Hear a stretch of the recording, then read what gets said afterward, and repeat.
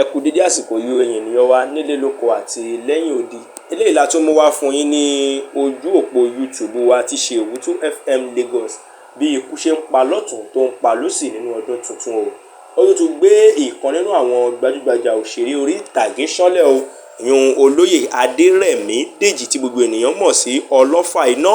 Bàbá yìí ni wọ́n ní wípé wọ́n jẹ oyè ṣọ́ba lójú ti ìlú Ẹdẹ tí wọ́n jẹ ẹni ọdún mẹ́tàléláàádọ́rin. Bàbá yìí ni wọ́n ní wípé ọjọ́ Thursday tó kọjá yìí òun ni ìṣẹ̀lẹ̀ burúkú ìṣẹ̀lẹ̀ tí ìkànnú àwọn òṣèré orí ìtàgé ti ṣe Saheed Balogun fi sí ojú òpó ayélujára o, tó sì jẹ́ wípé di àsìkò yìí kò tí ì sí ẹnikẹ́ni tó mọ ìdí ikú tó pa bàbá yìí.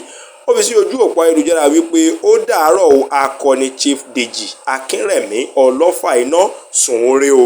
Bàbá yìí ni wọ́n bí sí inú ẹbí kan tí ṣe ti olóyè Abdulsalam Adérẹ̀mí àti Aisha Aderemi ní agboolé kan tí wọ́n ń pè ní Jagun Olúkòsì ní ìlú Ẹdẹ ní ọdún 1950.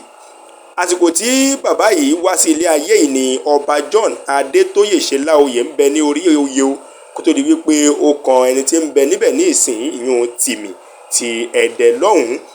Bàbá yìí ni wọ́n ní wípé wọ́n bẹ̀rẹ̀ ilé alákọ̀ọ́bẹ̀rẹ̀ wọn ní ọdún 1957 sí ọdún 1962 kó tó di pé wọ́n wá gba Baptist Secondary Modern School tí ń bẹ ní Ọdẹ Òmu láàrin ọdún 1963 sí ọdún 1965 o.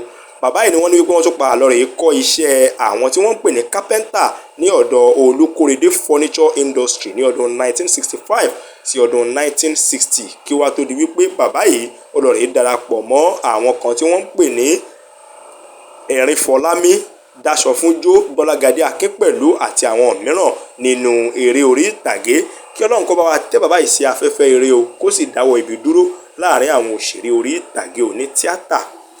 Owutu rédíò Owutu àti pé Owutu TV FM ṣáà máa ń sùn lẹ́ka jáde lọ Owutu FM.